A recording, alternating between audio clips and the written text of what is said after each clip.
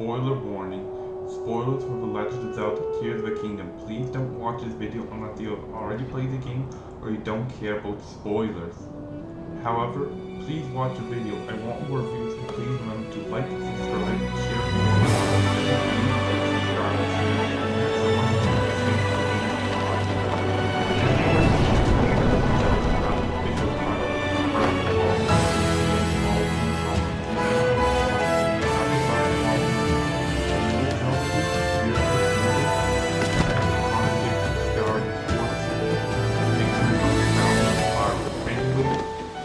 give the two takes on the Fountain of Hyrule and how they are not inherently incompatible with one another. Without further ado, let's start. Part 1. The Fountain of Hyrule according to Skyward Sword. According to Skyward Sword, the very first game in the timeline, the first Highlands of the people of Skyloft who moved to the sky when the surface became too dangerous due to Demise' demonic armies looking for the Triforce, which he took with him. After Demise killed by the hero of the sky, the original Link, the Skyloftians go to the surface and found a kingdom they named Hyrule after patron deity Hylia. The Zelda Viking, the physical reincarnation of Hylia, become the first queen of Hyrule. In generations later, we have the events of Ocarina of Time, which splits the timeline in 3. And now the timelines reunite. Next, we have to talk about what Tears of the Kingdom has to say about the Fountain of Hyrule. Part 2. The Fountain of Hyrule according to Tears of the Kingdom. According to Tears of the Kingdom of Hyrule was found by King Rauru, who with his sister Minru were the last two living Zonai, as well as Rauru's Hylian wife Queen Sonia. Not much is known about what happened before Hyrule was founded, but after it faced a crisis, shortly after it was founded, it faced a crisis known as the Imprisoning War, which was kicked into motion by Ganondorf Dragma, the Gerudo chieftain, murdering Queen Sonia and stealing her secret stone. We have two different stories for how Hyrule was founded, but they are not completely incompatible, as there is another game that establishes that in at least one timeline before Tears of the Kingdom, Hyrule had two different foundings at different times. Part 3. The Fountain of Hyrule according to Spirit Tracks. The game Spirit Tracks is a sequel to the Wind Waker and Phantom Hourglass.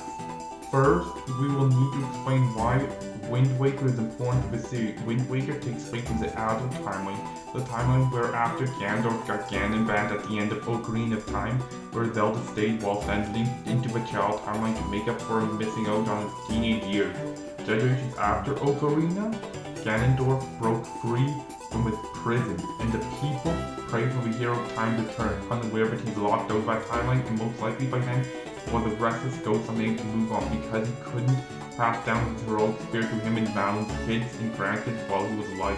It didn't matter that he beat Ganondorf twice. It didn't matter he found a new village. He was a studentless teacher. That was until his direct descendant, the hero of Twilight, took up the blade to protect the other Ordon village kids. However, in the adult timeline, the Highlands prayed and prayed for return to Hero of Time, but nobody came. The gods had to flood Hyrule in order to imprison Ganon for more time, but even then he broke 3 generations after Hyrule's son.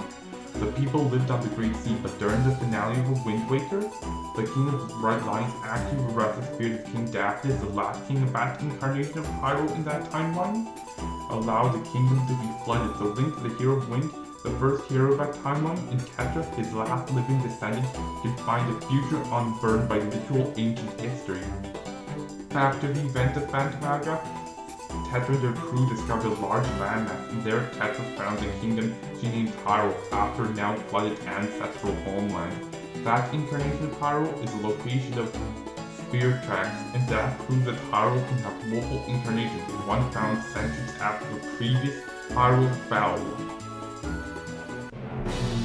Now in part 4 of this video, I explain how the Skyward Sword and Tears of the Kingdom versions of the Fountain of Hyrule are not incompatible. Okay, here's how all 3 timelines become one. In each timeline, after the event of each game of the last game in those timelines, Hyrule falls and is forgotten by the descendants of its inhabitants, except for myths and legends.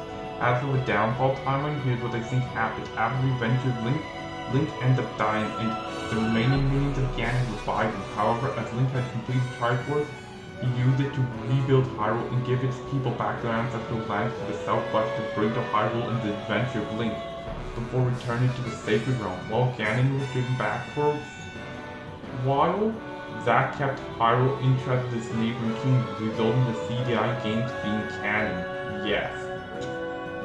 Okay, the CDI games being canon, it's a joke.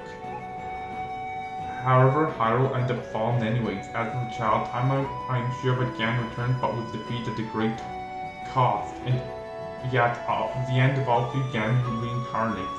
And for the adult timeline, I think that old Hyrule slowly but surely rose from the depths. For evidence, Hyrule is a coastal nation in Breath of the Wild and Tears of the Kingdom, while landlocked in most other games that it appeared in. Also, there's a canyon on the north and west borders, and it's lower in altitude than the rest of its continent. This implies that it is the same Hyrule as the one that became the Great Sea, and with Hyrule having been risen from the depths, that probably building Gandalf being able to reincarnate. In centuries out of the final games in all three timelines, King Rauru and Queen Sonia found the first newest incarnation of Hyrule, which lasts for millennia. What got me thinking? In one of Tears of the Kingdom's memories, Rauru says that him and Sonia are the king and queen who found Hyrule, or at least were the last time I checked. That line really raised all my eyebrows. It meant that previous versions of Hyrule were still possible. That Hyrule had different founders that Rauru doesn't know, be them Skyward Sword Zelda or Tetra. That one line means that Tears of the Kingdom does not immediately invalidate the entirety of the Zelda timeline. In conclusion, Tears of the Kingdom does not retcon the timeline.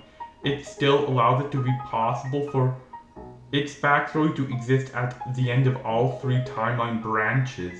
So what do you think? Is this theory brilliant or bogus? If you disagree with me, leave what you think the Zelda timeline looks like in the comment section below. Anyways, please remember to like, subscribe, and share for more content. Every view means a world to me. Tyson out. And thanks for watching.